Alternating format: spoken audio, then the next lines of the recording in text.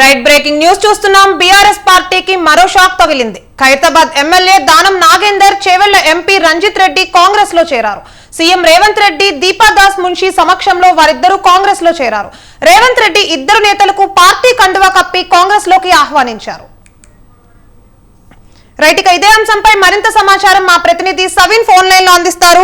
సవిన్, చెప్పండి, దానం నాగేందర్ రెడ్డి ఖైరతాబాద్ ఎమ్మెల్యే, ఇంకా చేవెళ్ల ఎంపీ రంజిత్ రెడ్డి కాంగ్రెస్ పార్టీలో చేరారు. దానిపైన పూర్తి అప్డేట్స్ ఏంటి? లోక్సభ ఎన్నికల ముంగిట గ్రేటర్ హైదరాబాద్ లో బీఆర్ఎస్ పార్టీకి గట్టి ఎదురు దెబ్బ తగిలిందని భావించాలి. గ్రేటర్ హైదరాబాద్ లో ఇటీవల జరిగిన అసెంబ్లీ ఎన్నికల్లో బీఆర్ఎస్ పార్టీ అత్యధిక అసెంబ్లీ స్థానాలను గెలుచుకుంది. ప్రధానంగా ఖైరతాబాద్ అసెంబ్లీ నియోజకవర్గం నుంచి దానం నాగేందర్ విజయం సాధించారు. గతంలో దానం నాగేందర్ కాంగ్రెస్ పార్టీ తరఫున ఎమ్మెల్యేగా ఉన్నారు. ఉమ్మడి ఆంధ్రప్రదేశ్ లో రాష్ట్ర మంత్రిగా పనిచేశారు. 2014 తర్వాత దానం నాగేందర్ బీఆర్ఎస్ పార్టీలో చేరారు. 2018లో ఖైరతాబాద్ అసెంబ్లీ నియోజకవర్గం నుంచి బీఆర్ఎస్ పార్టీ తరఫున పోటీ చేసి విజయం సాధించారు. ఇటీవల జరిగిన అసెంబ్లీ ఎన్నికల్లోనూ మరోసారి ఆయన ఎమ్మెల్యేగా విజయం సాధించారు. కానీ బీఆర్ఎస్ పార్టీ ప్రతిపక్షంలోకి వచ్చింది. కాంగ్రెస్ అధికారంలోకి రావడంతో మొదటి నుంచి కాంగ్రెస్ పార్టీలో ఉన్నటువంటి దానం నాగేందర్ మరోసారి సొంత గూటికి చేరారని చెప్పుకోవచ్చు. 2 రోజుల క్రితమే ముఖ్యమంత్రి రేవంత్ రెడ్డితో పాటు కాంగ్రెస్ పార్టీ మంత్రులతో భేటీ అయిన దానం నాగేందర్ తాను నియోజకవర్గ అభివృద్ధి కోసమే ముఖ్యమంత్రి మంత్రులను కలిశారని వివరణ ఇచ్చారు. కానీ ఈ రోజు మాత్రం ముఖ్యమంత్రి రేవంత్ రెడ్డి, తెలంగాణ కాంగ్రెస్ వివరాల ఇన్ఛార్జిగా ఉన్నటువంటి దీపాదాస్ మున్షి సమక్షంలో కాంగ్రెస్ పార్టీలో చేరారు. దానం నాగేందర్ తో పాటు చేవెళ్ల సిట్టింగ్ ఎంపీ గడ్డం రంజిత్ రెడ్డి సైతం కాంగ్రెస్ పార్టీలో చేరారు. చేవెళ్ల నుంచి కాంగ్రెస్ పార్టీ లోక్సభ అభ్యర్థిగా గడ్డం రంజిత్ రెడ్డి బరిలో దిగే అవకాశం ఉన్నట్లు కూడా ప్రచారం జరుగుతోంది. 2019 లోక్సభ ఎన్నికల సమయంలో మొదటిసారిగా రాజకీయాల్లోకి వచ్చిన రంజిత్ రెడ్డి బీఆర్ఎస్ పార్టీ తరఫున చేవెళ్ల నుంచి పోటీ చేసి ఎంపీగా విజయం సాధించారు. ఈసారి కూడా అసెంబ్లీ ఎన్నికల్లో బీఆర్ఎస్ పార్టీ ఓటమి పాలైన తర్వాత రంజిత్ రెడ్డి బీఆర్ఎస్ పార్టీ కార్యక్రమాల్లో యాక్టివ్ గా పాల్గొన్నారు. చేవెళ్ల నియోజకవర్గ సమీక్ష సమావేశంలో రంజిత్ రెడ్డిని ఏకగ్రీవంగా బీఆర్ఎస్ పార్టీ ఎంపీ అభ్యర్థిగా ప్రకటించింది. కానీ ఆ తర్వాత జరిగిన రాజకీయ పరిణామాల నేపథ్యంలో రంజిత్ రెడ్డి బీఆర్ఎస్ పార్టీ కార్యక్రమాల్లో పాల్గొనడం తగ్గించారు.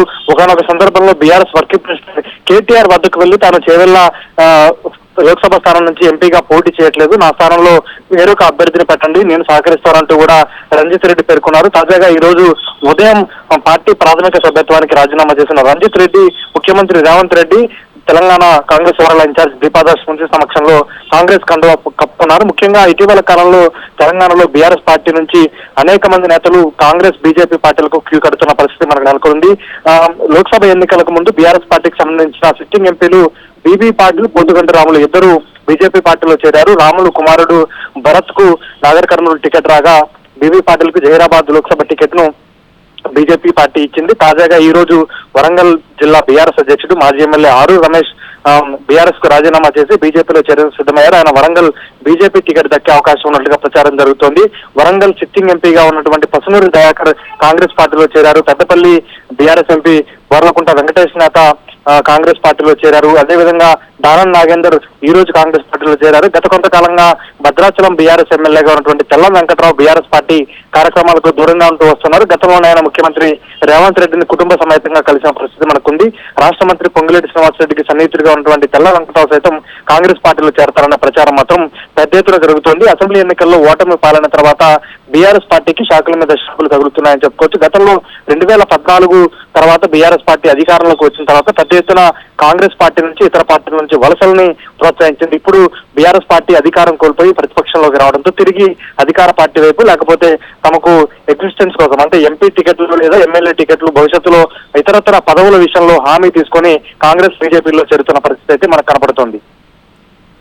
Right, thank you for the update సవిన్.